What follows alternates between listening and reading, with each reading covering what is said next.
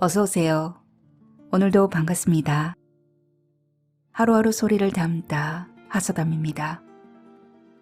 이미란 작가님의 단편 소설 다카포 페루마타, 오늘 낭독할 소설 제목인데요. 이는 대도리 연주의 끝내기를 지시하는 마침표를 말합니다.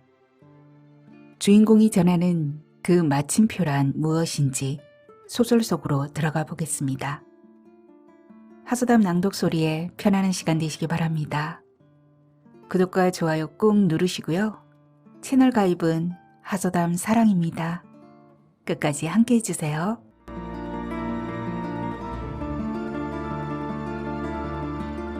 다카포 페루마타, 이미란 단편소설.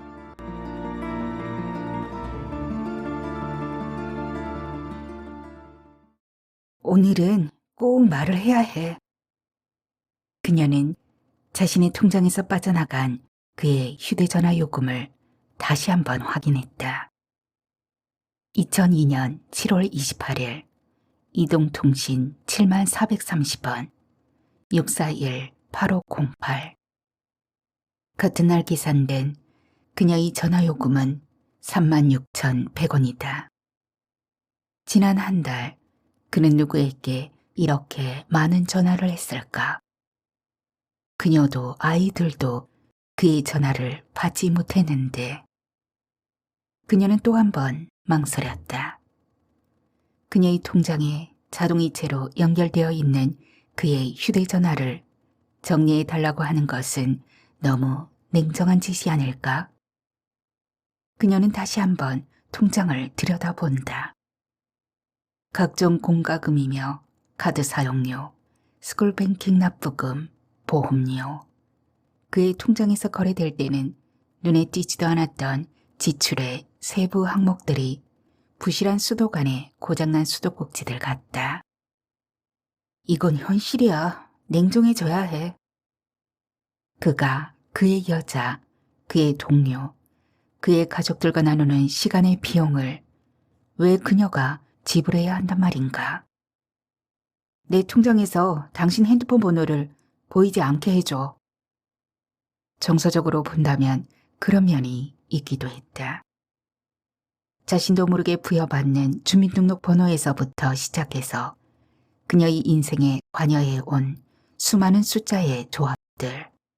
유년 시절 학년이 바뀔 때마다 환경조사서에 써내야 했던 집의 번지수, 전화번호, 부모님의 나이, 그렇게도 중요하게 여겼던 친구들의 생일 날짜, 결혼하고 나서 이사를 다녔던 아파트의 동호수, 자동차 번호, 그리고 그녀가 결혼 기념일에 선물했던 그의 휴대전화 번호, 그녀의 기억 속에 가장 확고하게 자리 잡았던, 때로는 잘 생각나지 않는 자신의 전화번호보다 더 가깝게 느껴졌던 패스워드. 언제라도 그를 그녀에게 끌어올 수 있었던. 내 통장에서 당신 핸드폰 번호를 보지 않게 해줘. 그가 그녀에게 대했던 꼭 그만큼의 냉랭함을 견지하면서 그에게 말하고 싶다. 그러나 무슨 영화를 찍는다고 그렇게 애두른 말을 폼나게 한다는 말인가? 내 통장에서 당신 핸드폰 정리해줘. 그녀는 몇 번 되뇌어 본다. 그 정도의 말은 할 수 있을 것 같다. 아빠야? 응, 다 준비됐어. 지금 내려갈게. 엄마! 아이들이 우당탕거리며 뛰어나가는 소리를 들으며 그녀는 얼굴을 다시 매만진다. 그가 기다리고 있다고 해서 선뜻 내려가긴 싫다. 가능하다면 영원히 그를 기다리게 하고 싶다. 너 미쳤니? 어머니는 기가 막혀 말을 잇지 못했다. 최서방한테 빌고 다시 시작해 이거사. 내가 가랴? 왜 그런 일들이 벌어지게 되었는지 어머니에게 일일이 해명할 기분도 아니었지만 어머니는 아무것도 드리려 하지 않고 벌벌 떨기만 했다. 남자들 밖으로 도는 것도 다 한때니까 다른 생각 말고 애들 키우면서 단단히 살아. 딸과 사위의 관계가 자신의 힘으로 어찌할 수 없는 단계에 이르렀다는 것을 하는 수 없이 수용하면서도 어머니가 힘없이 내뱉은 말이었다. 그가 돌아오면 언제라도 받아들일 준비를 하고 있으라는 것이었다. 무슨 꼴이야? 형부에게 뭐라고 말하니? 언니는 그렇게 말했다. 당분간 전화하지 마. 원 창피해서. 원래 사려 깊은 성품이 아닌 줄은 알고 있었지만 그래도 하나밖에 없는 언니가 그렇게까지 자기중심적으로만 생각할 줄은 몰랐다. 정막강산. 그녀는 그때 이 한자 성어를 만든 사람을 생각했다. 아마 그도 뼈저린 외로움을 느껴본 사람이었으리라. 어쩌면 단 4글자로 그렇게 황량감의 깊이를 드러낼 수 있었을까. 말을 나눌 상대가 없을 때는 세상사도 함께 순탄치 않았다. 그녀가 새내어 피아노 교실을 열고 있는 건물의 주인이 빚에 몰려 다른 사람에게 건물을 넘겼다. 은행 융자와 그녀의 전세금을 떼안고 들어온 새 주인은 어떻게 재주를 부렸는지 그 건물을 담보로 또 융자를 받아 부도를 냈다. 건물이 경매에 붙여졌을 때 피아노 교실이 남의 손에 넘어갈까봐 그녀는 얼마나 마음을 졸였던지, 생계의 문제가 그렇게 절박할 때 의논할 사람이 없다는 것이 얼마나 무서웠던지. 피아노 교실에 문제가 생겼어요. 전화 좀 줘요. 그녀는 그가 전화를 받지 않자 음성 메시지를 남겼다. 단축번호 1번. 버튼만 길게 누르면 충고든 질책이든 언제나 그의 목소리를 되돌려 받을 수 있었던 휴대전화는 그와의 소통 창구였다. 예전처럼 전화를 받을 때까지 몇 번이고 그를 불러댈 용기가 나지 않아 음성을 남긴 것이다. 물론 그는 아무런 연락도 없었다. 엄마, 이거 어때? 엄마, 나는. 두 아이는 디자인은 같고 색상만 다른 줄무늬 수영복을 흔들어 보인다. 코발트 블루의 줄무늬와 주황과 노랑이 색색이 섞인 수영복을 입고 희고 통통한 팔다리로 바닷가를 뛰어다니는 모습은 얼마나 화사할까. 아이들을 대견스럽게 지켜보는 사람은 분명히 그인데. 야, 신난다. 아빠 고맙습니다. 아빠 고맙습니다. 아이들은 기쁨을 과장하며 수선을 피운다. 그녀의 눈치를 살펴가며 그의 마음에 들려고 애를 쓴다. 아이들은 단란한 가족의 행복을 연출한다. 아이들을 위해 그녀는 모든 것을 참아야 했을까. 1년에 한 번씩 벽지를 갈아내면서 시어머니의 담배 연기를 견뎌야 했을까. 아침에 일어나면 담배 3대를 피우고 나서야 하루를 시작하던 시어머니. 두 아이의 쇄골 사이에 아직도 거무스레 남아있는 흉터를 볼 때마다 그녀는 진저리를 쳤다. 시어머니가 아이에게 우유를 먹이며 담배를 피우다 불똥을 떨어뜨린 자국이었다. 우유를 먹이고 나서 담배를 피우면 좀 좋았을까. 그 잠깐 동안을 참지 못해 두 손녀에게 나란히 흉터를 남긴다는 말인가. 그녀조차 견디기 힘든 독한 담배 연기는 아이들의 연한 기관지에 또 얼마나 치명적이었던가. 공기가 조금만 건조해도 아이들은 밭은 기침을 해대었고 겨울에는 아예 감기를 끼고 살았다. 어떤 시어머니들은 며느리의 눈치를 보며 산다고도 하는데 그녀의 시어머니는 늘 당당했다. 담배를 자기 방에서만 피우든지 하다못해 베란다에 나가서라도 피운다면 얼마나 고마웠을까. 시어머니는 담배를 피우는 데 있어서도 아무런 거침이 없었다. 안방과 거실과 화장실, 벽과 바닥의 틈틈마다 결결마다 담배 연기가 배어있고 담뱃진이 묻어났다. 한이 많으신 분이야.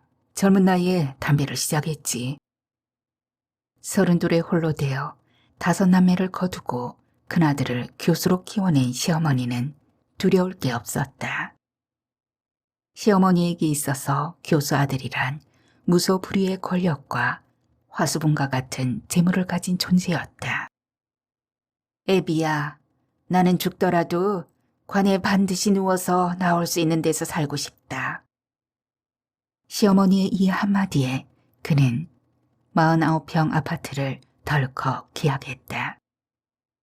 25평 아파트에 11층에서 살아오던 시어머니는 12층에서 살던 노인이 세워진 관 속에 눕혀져 엘리베이터를 타고 내려오는 모습을 보고 충격을 받았다.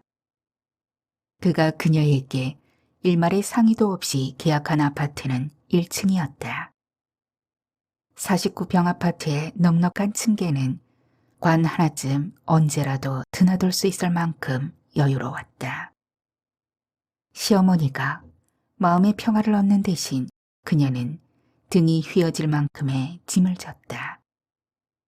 살던 아파트를 팔고 적금을 해약해도 2억 가까운 빚이 남았다. 그녀는 2명의 강사들을 내보내고 피아노 교실의 교습을 모두 떠맡았다. 어떠한 출장 레슨도 마다하지 않았고 입시생들을 모집해서 주말과 휴일에는 특별 과외를 했다. 그 3년 차정안의 집에 들어가 본 적이 몇 번이나 되었을까. 그녀는 그때 피아노를 가르치는 일에 신물이 났다.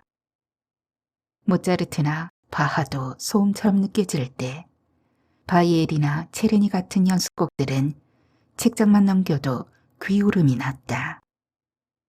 어머니에 대한 그의 아름다운 사랑을 위해 그녀가 이명에 시달리며 마련한 아파트.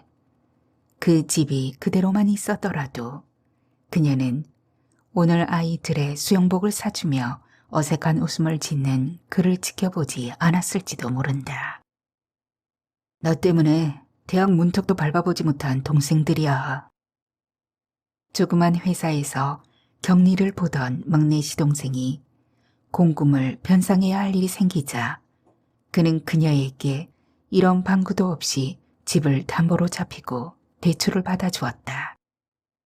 상환해야 할 대출금이 밀리고 밀려 집이 경매에 붙여진다는 통보가 왔을 때야 그녀는 그 사실을 알았다. 알아봤더니 우선 대출금의 10%만 있으면 당신 앞으로 분양이 된다는군. 나머지는 은행에서 융자를 해준대. 갚아야 할 대출금과 이자를 합하면 또 1억이 넘었다. 그녀는 공포를 느꼈다. 그녀는 그에게 혹은 그의 집안 사람들에게 붙들린 가마우지는 아닌지 길고 끝이 구부러진 주둥이와 긴 목으로 물고기를 재빠르게 낚아채서 꿀꺽 삼키는 검푸른 새 가마우지. 가마우지 낚시꾼들은 새의 목 아랫부분을 끈으로 묶어 물고기를 삼키지 못하게 하고 그 목구멍에 걸린 고기를 꺼내어 살아간다고 하지 않던가. 그는 자신의 어머니를 위해서 49평의 아파트가 유지되기를 바랐지만 그녀는 단호히 거절했다. 평생을 자기가 잡은 물고기를 토해내야 하는 가마우지처럼 살 수는 없는 일이었다. 집을 팔아 융자금을 갚고 다시 25평 아파트로 옮겼다. 다시 넓은 데로 이사할 때까지만 일하는 단서를 붙여 시어머니는 둘째 시동생이 사는 고향으로 보냈다. 10여 마직이 되는 전답과 텃밭이 넉넉한 시골집을 자기 앞으로 등기를 마치고 나서 시동생은 비로소 입을 다물었다. 담배 냄새가 없는 네 식구만의 오붓한 공간. 그녀는 자다가도 문득 깨어나 이런 게 행복이 아닐까 생각하곤 했다. 저는 탕수육 먹고 싶어요. 나는 피자. 집에서는 탕수육 먹고 싶다고 했잖아. 그래도 아이들의 실랑이를 바라보며 그는 조금 웃었던가. 백화점의 잡담 속에서도 학자풍인 그의 얼굴은 해맑게 돋보였다. 무얼 먹겠어? 말을 할 때 약간씩 일그러지는 그의 인매조차도 지적으로 느껴졌다. 괜찮은 남자인데. 자신을 떠난 남자라서 새삼 괜찮게 보이는 걸까? 아니, 지난날에도 그는 괜찮은 남자였음이 분명하다. 그래서 그녀는 그와 결혼을 했고 그를 위해 많은 것들을 견뎌내지 않았는가. 그에 대한 사랑이 남아 있었더라면 시어머니의 문제는 잘 해결되었을지도 몰랐다. 화장실 문을 열어놓고 이를 보는 시어머니의 모습이 천진하게 느껴졌을지도 몰랐다. 신혼 때 그가 그녀에게 했던 것처럼 화장실 문 앞에 쪼그리고 앉아 시어머니에게 하루 일을 주워 섬겼을지도 모른다. 당신 잠깐 나오지 그래? 새벽 2시가 넘은 시각이었다. 사모님 나오세요. 하는 학생들의 소리가 수화기 저편에서 왁자하니 건너왔다. 학생들과 종강 파티가 있다더니 2차, 3차로 길어지는 모양이었다. 그녀는 내키지 않았지만 학생들 앞에서 호기를 부리는 그의 체면을 생각해서 노래방으로 찾아갔다. 이쁜이 이리 와봐. 그녀는 순간 자신의 길을 의심했다. 학생들 앞에서 그가 그런 호칭을 썼다는 것이 믿기지 않았다. 아직 서로에게 성욕이 남아있던 시절, 호젓한 시간에 그는 그녀를 그렇게 부르지 않았던가. 여자의 하나가 기득이며 도망갔다.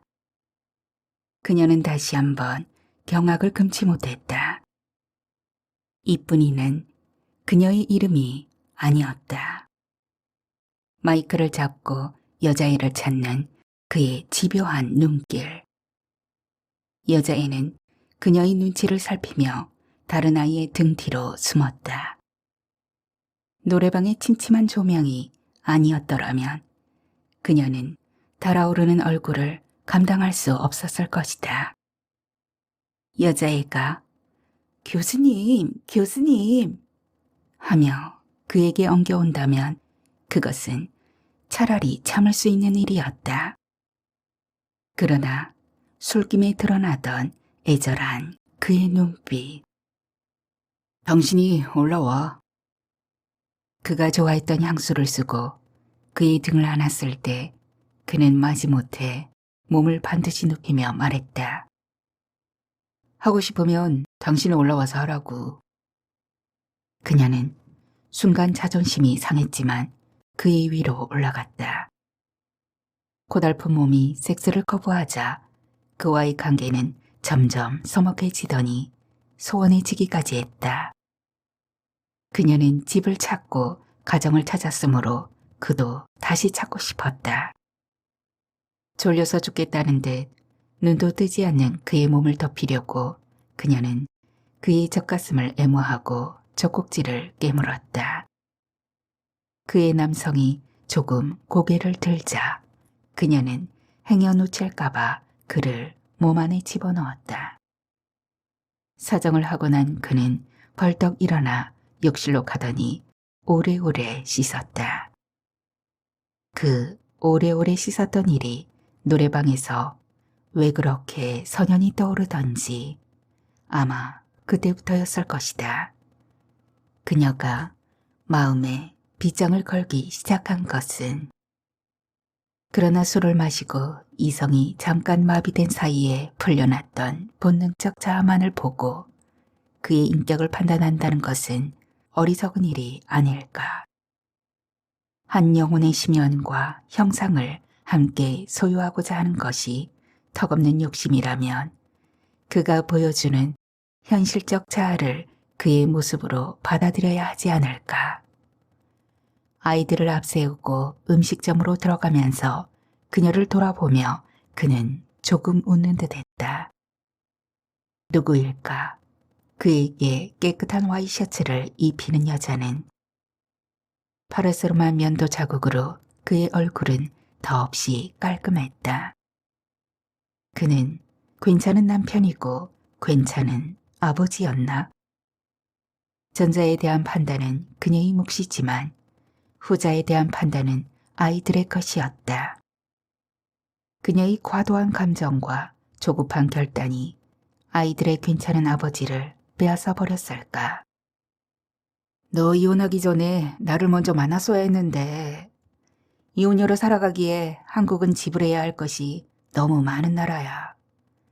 세상의 모든 부부가 사랑해서 결혼 생활을 계속하고 있는 줄 아니? 이혼하는 것보다는 결혼 상태로 있는 것이 손익 계산에서 플러스가 되기 때문이야. 30대 초반에 교수가 되어 결혼을 했다가 바로 이혼한 경력이 있는 선배는 오랜만에 만난 그녀를 신랄하게 나무랐다. 이혼하지 않고서도 얼마든지 자기 생활을 즐기며 살 수가 있는데 바보처럼 덜컥 이혼부터 하니 누구 좋으라고. 바보처럼 덜컥 이혼을 해서 그는 좋았을까. 그래, 이혼하지. 그녀는 상상도 못했다. 사랑이 없어진 일상의 자리를 채우게 되는 말다툼, 짜증, 염호. 우리 이제 그만 헤어져요. 늘 생각해왔지만 입 밖으로는 내지 못했던 그 말을 순간의 분노와 결기를 사귀지 못해 내뱉었을 때 그가 그토록 선선히 동의해오리라고는. 탕수육을 주문하고 나서 그녀를 바라보며 그는 잠시 이마를 매만졌다. 당신은 양장피 시킬까? 그가 주춤거린 건 당신이란 말을 하기 위해서였나? 그녀는 가슴이 뭉클해서 그를 바라보았다. 그의 호흡을 한 템포 늦추기 위해 왼손으로 이마를 매만지는 건 어느 오래된 시절 그들이 사용하던 암호였다. 말 더듬에서 풀려나 일단 말문이 트인 그는 한 번 말을 쏟으면 멈출 줄을 몰랐다. 주위 사람들의 얼굴에 지루한 빛이 떠오르면 그녀는 슬며시 이마를 어루만졌다. 그는 재치 있게 말을 끊어 분위기를 바꾸곤 했다. 선배의 말처럼 사랑이 없이도 함께 살아갈 수 있을까? 애초에 미지근하게 시작했기 때문에 냉각되어 가는 애정의 온도를 체감할 수 없는 사람들에게는 그것이 가능할지도 모른다. 그러나 어느 한때 섭씨 100도쯤의 사랑을 나눈 사람들에게는 그것이 불가능한 일 아닐까. 경수에게 카드를 빌려줬어. 카드 빚이 3천만 원이라니. 어느 날 나라든 카드 회사에 청구서를 받아들고 아연해하는 그녀에게 그는 실토했다. 갑자기 목돈이 필요하대서. 이제 새 여자가 생긴 친구의 뒷감당까지 하라는 말인가. 나 지금 경수랑 같이 있어. 수화기 너머로 혀가 꼬부라진 그의 음성이 들리고 교태 어린 여자의 웃음소리가 설레를 풍기던 바로 그 카페리라. 그녀는 그가 경수라는 친구와 자주 어울리는 것이 늘 마뜩지 않았다. 친구가 아내가 아닌 여자와 함께 있을 때 그는 누구와 함께 있을 것인가. 어쨌든 김 원장 돈은 갚을 테니까 걱정 말아요. 그의 친구는 그녀를 친구의 아내가 아닌 고리 대금업자 대하듯 했다. 그녀는 그를 통과해서 굴절되어 있는 자신의 모습이 어떠한 것인지를 알 수 있었다. 준호에게도 여자가 필요하다는 걸 알고 있소?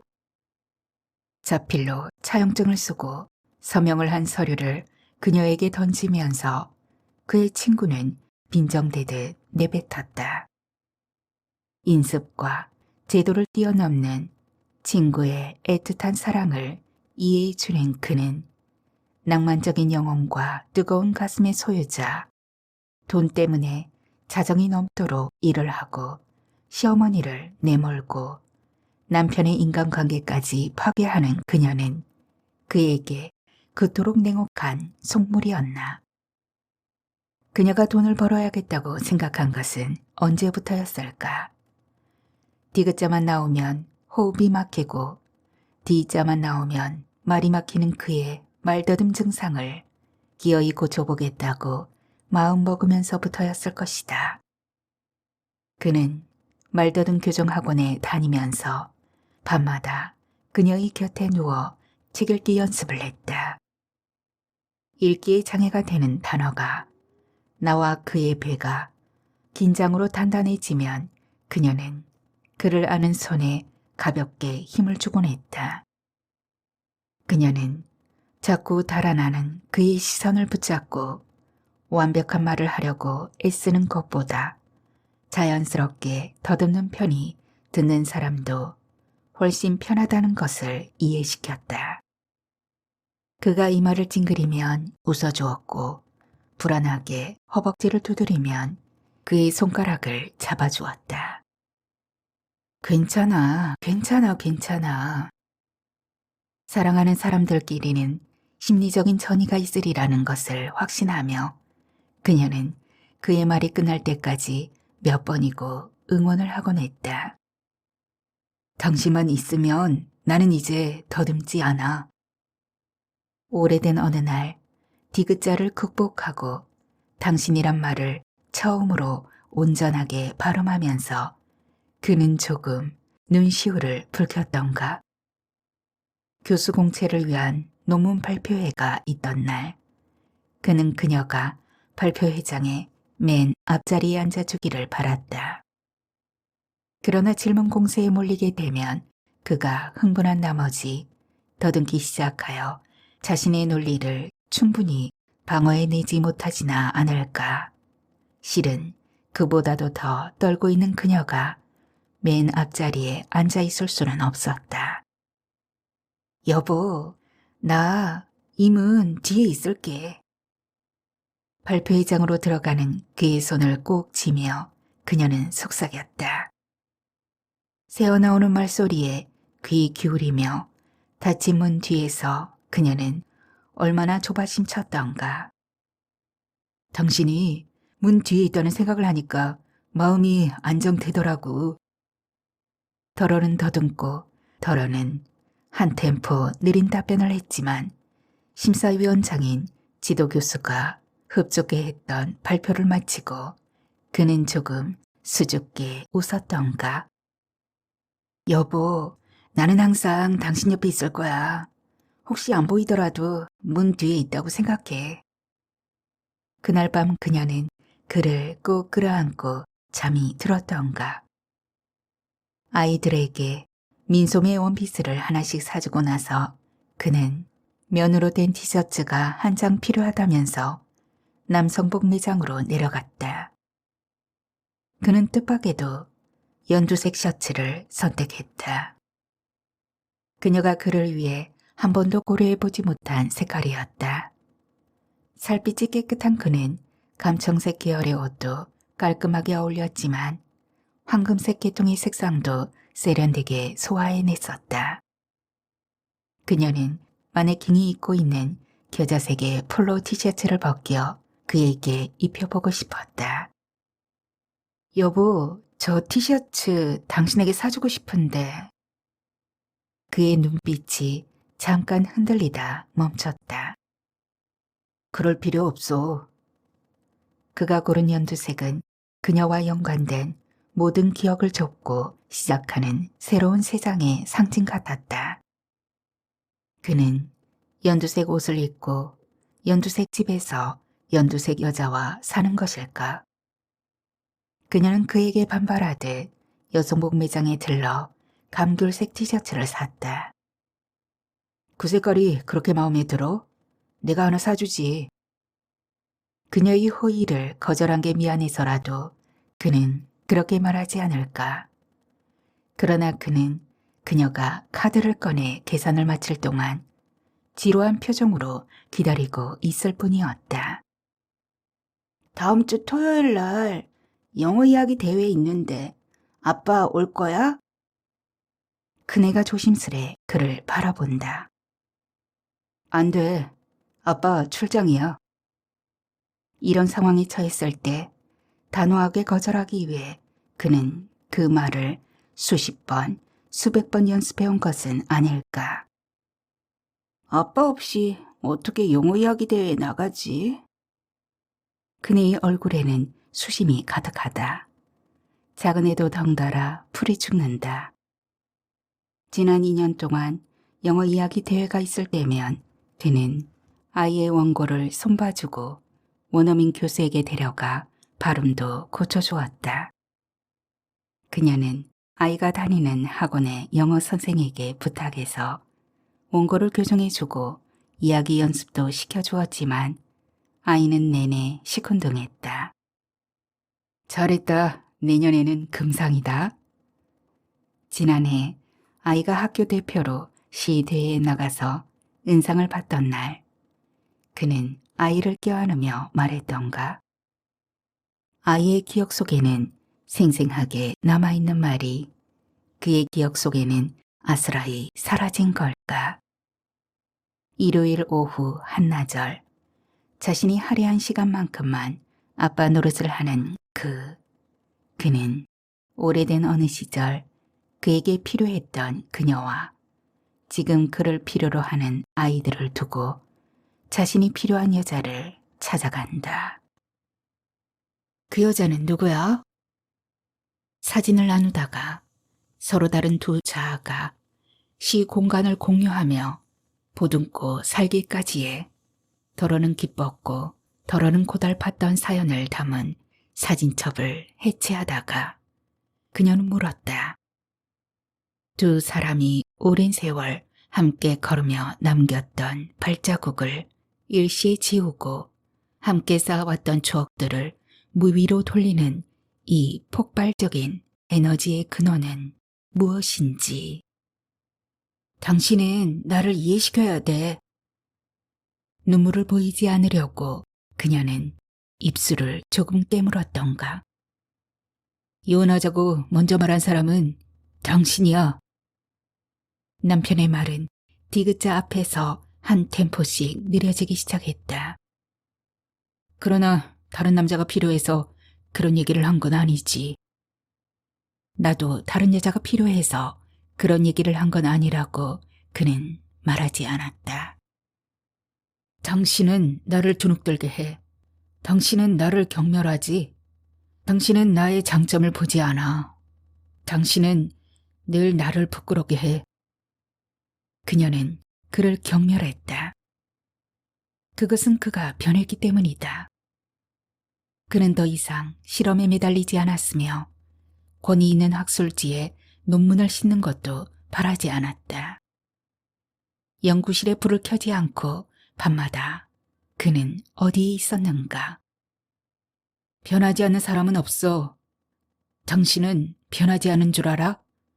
예전에 당신은 어머니에게 얼마나 잘했어. 한 사람과의 관계가 변하면 그와 관련된 모든 사람과의 관계가 함께 달라진다는 걸 그는 모른 채 하는 것일까? 당신에게 중요한 건 뭐야? 돈밖에 모르잖아. 그녀의 변모를 그도 경멸했다. 그러나 그녀가 변한 것은 그가 만들어낸 환경 때문이었다. 두 사람의 변모를 동등하게 견준다는 것이 그녀는 억울했다. 너에게도 이상적인 자아가 있어. 그것을 보아주는 사람이 필요해. 당신 앞에서 나는 무능하고 비겁하고 타협하는 현실적 자아만을 보게 돼. 나는 나를 찾고 싶어.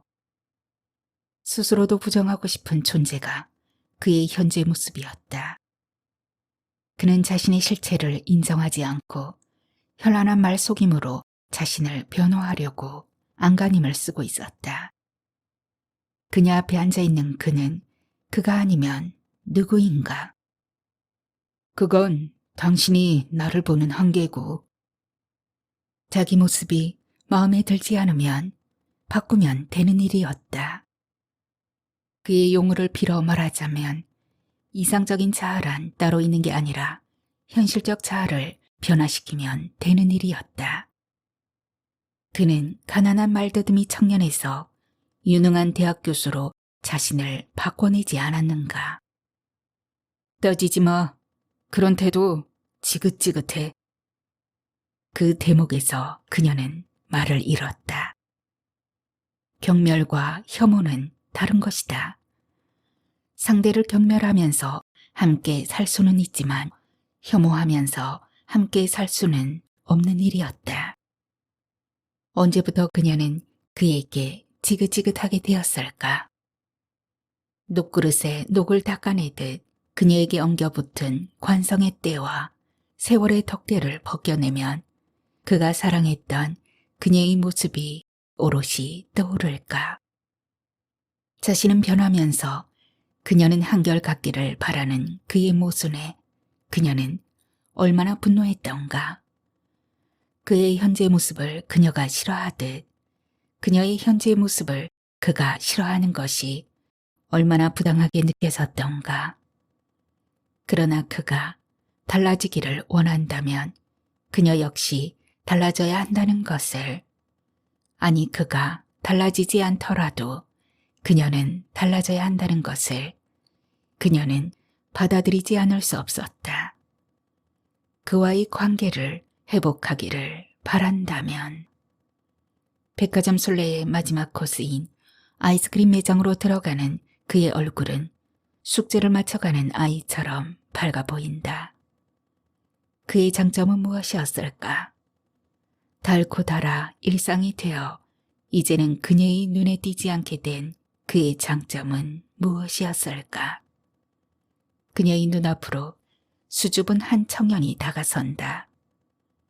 열정이 넘쳐 말을 더듬던 그 눈빛의 순수, 자신이 지닌 재능에 대한 우월감과 가난으로 인한 열등감이 복잡하게 교호하던 그의 내면, 어머니와 동생들에 대한 부채감과 장자의식. 제 입맛대로 아이스크림을 고르러 간 아이들은 아직 오지 않았다. 먼저 말을 할까? 커피를 한 모금 마시고 나서 할까? 그녀는 잠깐 망설였다. 여보, 나 할 말 있어. 미안해. 내 입장만 생각한 거. 그는 설탕을 넣으려다 말고 멈칫 그녀를 바라보았다. 나 많이 반성하고 고쳐나갈 거야. 나만 옳다고 주장한 건 미안해. 이젠 따지지도 않을 거야. 그의 부신 듯한 표정이 그녀에게 마지막 용기를 내게 했다. 여보, 언제까지 기다려야 될까? 그는 차 스푼을 찻잔 받침에 내려놓고 자세를 고쳐 앉았다. 당신은 항시 옳았어. 그도 그녀와 똑같은 과정으로 생각하고 똑같은 결론에 도달한 것일까? 사랑하는 사람들끼리는 심리적 전이가 가능하다는 아주 오래된 날의 믿음이 그녀의 가슴을 떨리게 했다. 하지만 기대하지 마. 사랑이라는 게 옳고 그름의 문제가 아니더라고. 나도 당신에게 미안해. 그의 얼굴에도 괴로워하는 빛이 역력했다. 사랑이라는 것이 옳고 그름의 문제가 아니어서 그 깨어진 사랑을 접붙이기가 쉽지는 않겠지만 그 역시 헤어짐에 대해 그녀와 같은 강도의 고통을 느끼고 있다면 재결합에 대한 희망도 아주 없다고 할 수는 없지 않을까.